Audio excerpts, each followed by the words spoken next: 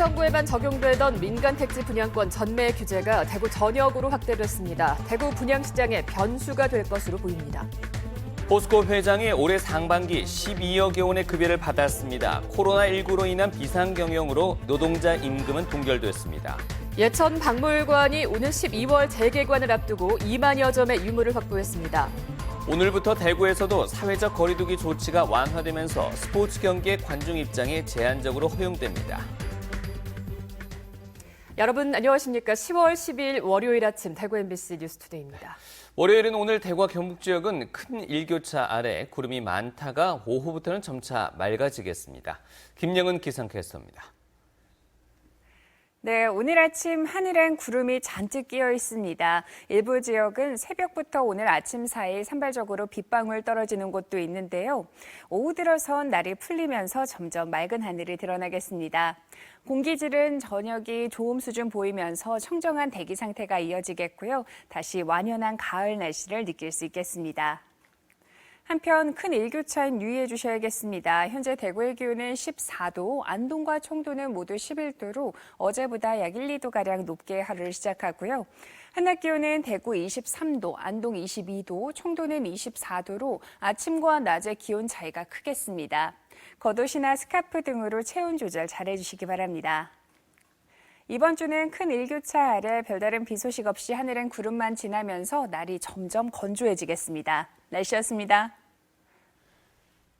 대구 수성구에만 적용되던 민간 택지 분양권 전매 규제가 대구 전 지역으로 확대 적용됐습니다. 향후 대구 지역 분양 시장에 중요한 변수가 될 것으로 보입니다. 이상원 기자가 보도합니다.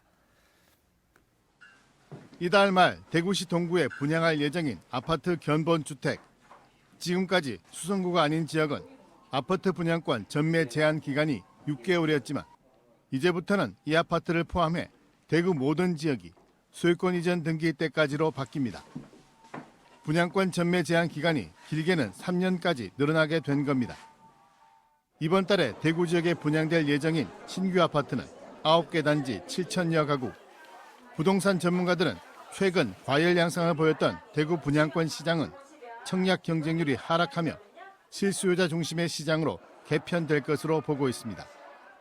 전체 거래량의 한 30%, 많게는 한 50% 정도가 6개월에서 1년 사이 통상적으로 이제 거래가 되는데 이런 어떤 단기 투자자들은 시장에 이제 유입되는 것이 상당히 어렵기 때문에 청약률은 떨어질 것으로 보여지고 입지가 좋은 도심 지역으로 수요가 몰리면서 상대적으로 입지 여건이 떨어진 외곽 지역과 양극화 현상이 나타날 가능성도 높아지고 있습니다.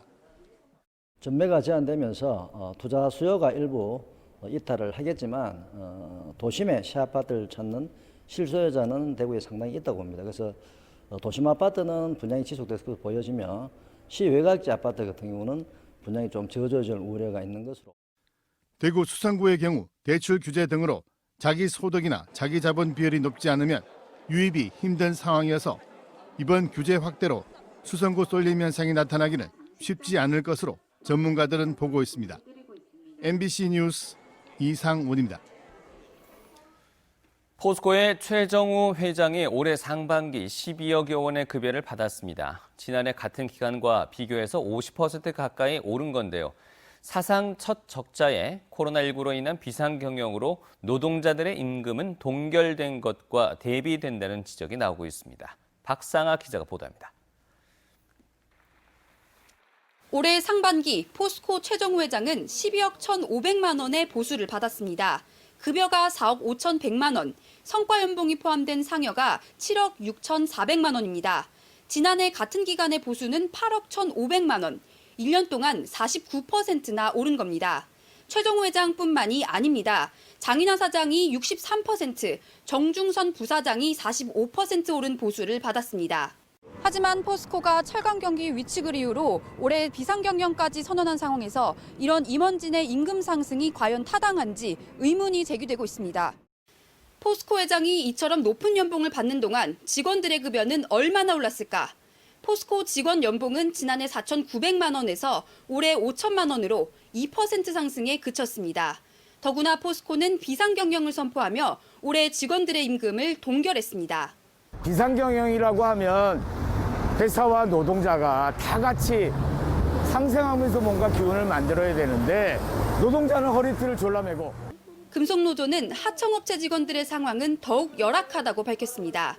포스코가 하청업체 운영비를 매년 5%씩 3년 동안 15% 감축하게 해 인원 감축 등이 이뤄지고 있다는 겁니다.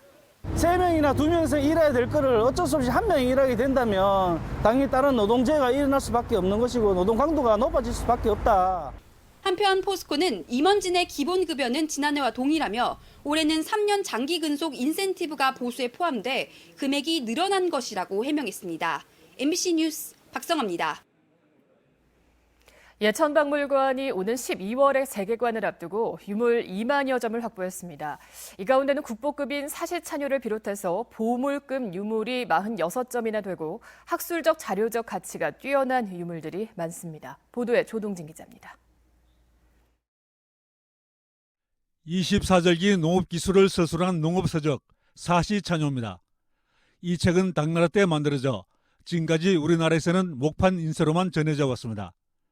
지난 2017년 목판 인쇄보다 200년 앞선 15세기 초의 조선시대 최초의 금속 활자인 개미자로 인쇄된 사시찬유가 예천에서 발견되자 전문가들은 국보급으로 인정하고 있습니다. 보물로 지정된 저상 1호는 1834년부터 1950년까지 117년 동안 6대에 걸쳐 작성된 국내 최장기간의 일기로 당대의 정치, 경제, 사회, 문화사 연구에 학술 자료적 가치가 뛰어난 것으로 평가됩니다.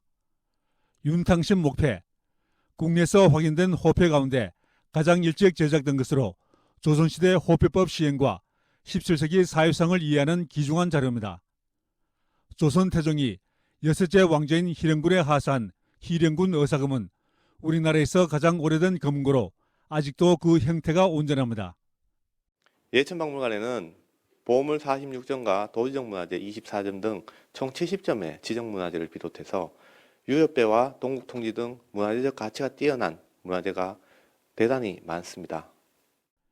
내년에 백과사진은 대동운부군옥과 조선시대 세계지도 가운데 가장 빨리 제작된 만국전도까지 오게 되면 예천박물관은 전국의 공립박물관 가운데 국가지정문화재가 가장 많은 박물관이 됩니다.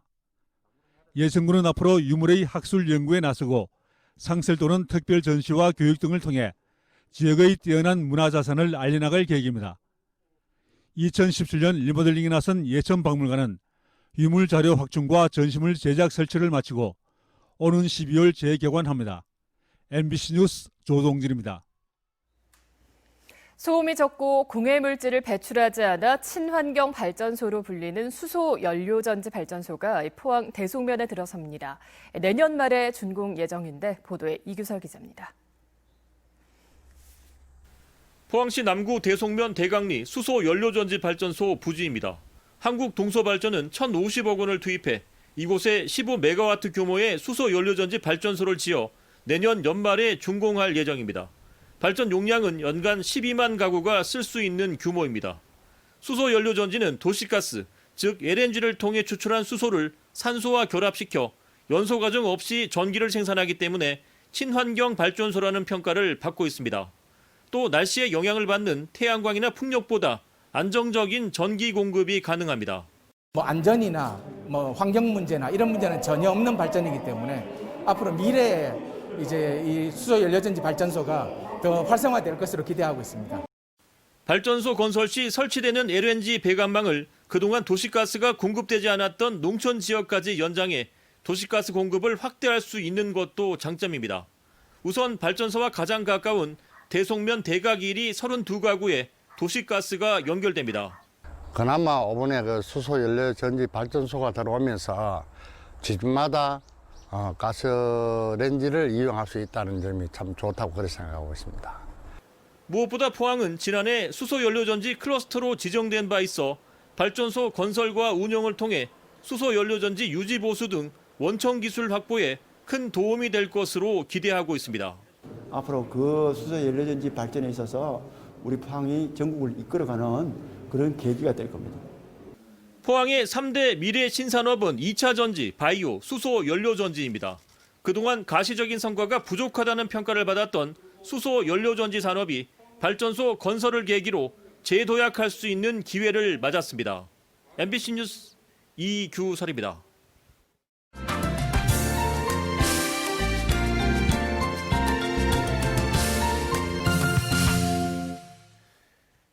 네, 우주를 향한 인류의 열망은 끝이 없죠. 우리나라도 아직 가보지 않은 길인 달 탐사에 도전하고 있는데요. 그 첫걸음인 달 궤도선 발사가 여러 차례 일정 변경과 기술적 문제 등 우여곡절을 겪은 끝에 본 궤도에 올랐습니다.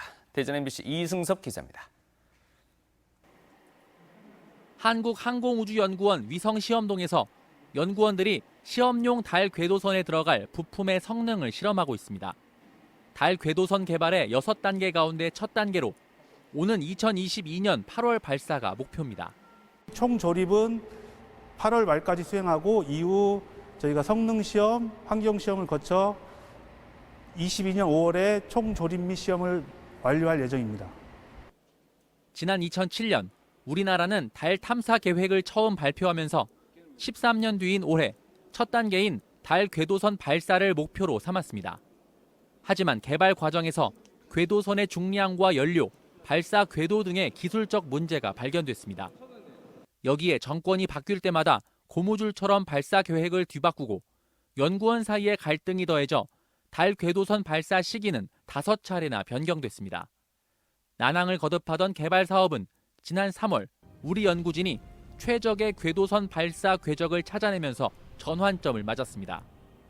지구와 달 사이의 직선 거리의 20배에 가까운 약 600만 킬로미터의 궤적으로 비행 시간이 3, 4개월로 늘어난 대신 최소한의 연료로 달 궤도에 진입할 수 있습니다. 궤도선이 예정대로 발사돼 달 궤도에 안착하면 1년 동안 달의 100km 상공을 돌며 우주와 달의 연구 임무를 수행하게 됩니다. 달 착륙선이라든가 또 소행성 탐사라든가 어떤 다른 우주 탐사를 할 수 있는 어떤 이 교두보가 될 거고요. 우리 연구진은 달 궤도선 발사가 성공적으로 이루어지면 오는 2030년을 전후해 달 착륙선 발사에 도전할 계획입니다. MBC 뉴스 이승섭입니다. 한라산 영실등산로 선작지와 일대를 지나다 보면 돌탑 모양의 독특한 지형을 볼 수 있다고 하는데요. 연구 결과 용암이 쌓이면서 만들어진 독특한 화산 지형으로 확인됐습니다. 제주 MBC 김항섭 기자입니다. 한라산 해발 1,400m에서 1,700m에 펼쳐진 선작지와 누군가 일부러 쌓은 것 같은 돌탑이나 봉분 형태의 암석이 눈에 띕니다. 여기저기 금이 가 있는 것처럼 보이는 돌덩이는 평균 높이가 5m. 이게 왜 여기에 있는 건지도 신기하기도 하고 어떤 원리로 이렇게 쌓여진지도 되게 궁금하기도 해요. 근데 처음 보고 이제 다른 데서는 처음 못 봤던 거니까. 선작지와 일대에서 관찰되는 용암 돌탑 형태의 지형은 140여 개. 제주도 세계유산본부의 지질 조사 결과 용암 돌탑은 용암 상승 작용으로 만들어진 튜뮬러스, 즉 봉긋 솟은 형태로 굳어진 화산 지형으로 확인됐습니다. 용암이 흘러갈 때 먼저 식은 용암 표층이 그 아래나 뒤에서 흘러오는 용암에 의해 밀려 올라가는 용암 상승 작용으로 만들어진 겁니다. 이처럼 용암이 상승하면서 만들어진 튜뷸런스는 평균 높이가 5m가 넘어 마치 돌탑처럼 보입니다. 이런 화산 지형은 주로 경사가 완만한 해안에 위치하는데 국내에서 한라산 같은 고지대에서 확인되기는 이번이 처음입니다. 한라산 고지대에 있는 용암들이 해안지대에 있는 용암들에 비해서 점성이 크기 때문에 경사가 급하더라도 튜뷸러스들이 형성될 수 있는 것입니다. 그동안 용암 내부에 가스가 부풀어 올라 형성된 것으로 알려졌던 한라산 고지대 돌탑의 탄생 비밀이 밝혀지면서 제주도 세계유산본부는 연대 측정법을 통해 돌탑의 생성 시기도 밝혀낼 계획입니다. MBC 뉴스 김항섭입니다. 수명을 다한 옛 공공시설이 최근 문화예술공간으로 탈바꿈하고 있습니다. 덕분에 시민들이 가까운 곳에서 전시와 공연을 만날 수 있는 기회가 더 늘 것으로 보입니다. 원주 MBC의 권기만 기자가 취재했습니다. 엄숙한 재판이 진행됐던 법정에 사람들 대신 각양각색의 보따리들이 자리를 차지했습니다. 골치 아픈 서류가 쌓여있던 곳에는 시민 작가들이 만든 그림책이 놓여 있습니다. 다른 사무공간들도 다양한 주제의 전시, 체험, 놀이공간으로 꾸며졌습니다. 옛 원주 법원에서 특별한 전시가 마련됐습니다. 도시가 바뀌고 건물도 바뀌고 그런 건물들의 역할들도 바뀌면서 유휴 공간들이 점차 생겨나고 있습니다. 그럼에도 불구하고 이런 공간들이 시민들의 곁에서 항상 이제 문화적 삶을 위해서 쓰여져야 되기 때문에 원주의 마지막 단관 극장인 아카데미 극장도 철거 위기에서 문화공간으로의 변신을 준비하고 있습니다. 1963년 개관해 2006년 문을 닫을 때까지 원주를 대표하는 문화공간이었던 극장을 문화재청의 근대역사문화공간 재생 활성화 공모 사업을 통해 보존, 활용한다는 구상입니다. 옛 원주여고를 활용해 들어서는 복합문화 커뮤니티 센터 조성공사도 내년 4월 준공을 목표로 속도를 내고 있습니다. 160억 원의 예산이 투입돼 창작, 전시 공간과 시민들이 이용할 수 있는 문화교육 체험시설이 들어설 예정입니다. 문화도시 원주에 걸맞게 모든 시민들이 가까이에서 쉽게 문화를 향유할 수 있도록 유휴 공간들을 활용한 다양한 문화 사업들을 추진하고 있습니다. 버려지고 잊혀진 공간들이 새로운 문화예술 공간으로 재탄생하면서 지역의 부족한 문화 저변을 넓히는 데 역할을 할 수 있을지 주목됩니다. MBC 뉴스 권기만입니다. 오늘부터 대구에서 진행되는 실내외 스포츠 경기에 제한적으로 관중 입장이 허용됩니다. 대구시는 실내 스포츠는 정원의 30% 이내에서 실외 스포츠는 최대 50%까지 관중 입장을 허용하고 대신 물을 제외한 음식물 섭취는 금지했습니다. 또 실내 공공체육시설은 다음 달 12일까지 집합 제한 조치를 연장하고 고위험 시설을 제외한 다중이용시설은 집합 제한을 해제합니다. 또 일반 음식점과 휴게 음식점, 제과점 등 3개 업종에 적용된 마스크 착용 고지 의무화는 다음 달 12일까지 한 달 더 연장하기로 했습니다. 창업한 소상공인이 폐업하기까지는 불과 반년 정도 걸리는 것으로 파악됐습니다. 소상공인 시장진흥공단이 지난 4월 21일부터 29일까지 폐업 소상공인 400명을 대상으로 실태조사를 했더니 창업한 뒤 폐업까지 걸린 시간이 평균 6.4개월이었습니다.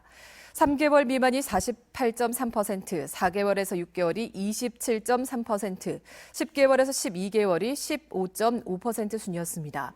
폐업할 때 빚은 평균 4,030만 원이었습니다.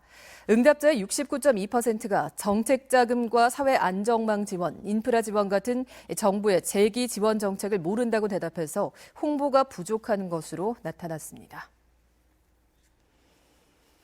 아동학대 112 신고가 크게 늘었습니다. 더불어민주당 소병훈 의원에 따르면 지난 2016년 350여 건이던 대구의 아동학대 112 신고는 지난해 580여 건으로 63%가 늘었습니다. 경북은 2016년에 370여 건에서 지난해 410여 건으로 10%가 는 가운데 전국 평균은 33% 증가했습니다. 한편 지난 2016년 이후 아동학대로 대구에서는 3명이, 경북에서는 2명이 숨졌습니다. 지적장애인에게 일을 시킨 뒤 돈을 가로채서 징역 1년을 선고받은 30대에게 항소심도 원심을 유지하는 판결을 내렸습니다.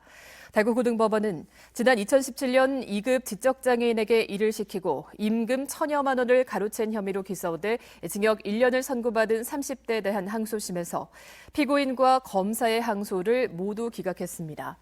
재판부는 장애인을 유인해서 노동력을 착취하고 경제적 이익을 취한 점은 죄질이 좋지 않지만 잘못을 인정하고 반성하는 점 등을 종합하면 원심이 무겁거나 가볍다고 보이지 않는다며 판결 이유를 설명했습니다. 구속 기소 이후 무죄로 풀려나는 사례가 대구에서 많은 것으로 나타났습니다.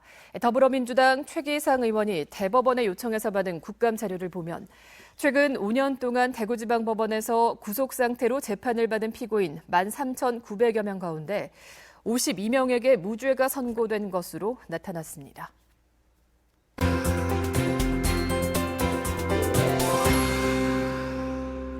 오늘 아침 하늘엔 구름이 잔뜩 끼어 있습니다. 일부 지역은 새벽부터 아침 사이에 산발적으로 빗방울 떨어지는 곳도 있는데요. 오후 들어선 날이 풀리면서 하늘이 점점 맑아지겠습니다. 미세먼지 농도는 모두 좋음 수준 보이며 청정한 대기 상태가 이어지겠고요. 다시 완연한 가을 날씨를 느낄 수 있겠습니다. 한편 오늘도 큰 일교차는 유의해 주셔야겠습니다. 현재 대구의 기온은 14도, 안동과 청동은 모두 11도로 어제보다 약 1, 2도가량 높게 하루를 시작합니다. 한낮 기온은 대구 23도, 안동 22도, 청도는 24도까지 오르면서 아침과 낮의 기온 차이가 크게 벌어지겠습니다. 겉옷이나 스카프 등으로 체온 조절 잘해주시기 바랍니다. 위성 영상 보시면 오늘은 중국 북부지방에서 확장하는 고기압의 가장자리에 들면서 우리 지역은 아침에는 날이 흐리다가 오후 들어 점점 맑아지겠습니다. 자세한 작변 하십니다. 대구의 현재 기온 14도, 영천 11도 보이고 있습니다. 낮 최고 기온은 대구 23도, 영천도 23도까지 오르겠습니다. 문경의 이 시각 기온 12도, 김천도 12도로 출발합니다. 낮에는 문경 22도, 김천 23도로 어제와 기온이 비슷하겠습니다. 안동의 아침 기온 11도, 예천 12도로 하루를 시작합니다. 낮 기온은 안동 22도, 예천 23도로 일교차가 크겠습니다. 포항의 현재 기온 14도, 낮 기온 23도 예상됩니다. 바다의 물결은 최고 2m로 일겠습니다. 이번 주는 큰 일교차 아래 별다른 비 소식 없이 하늘은 구름만 지나면서 날이 점점 건조해지겠습니다. 날씨였습니다.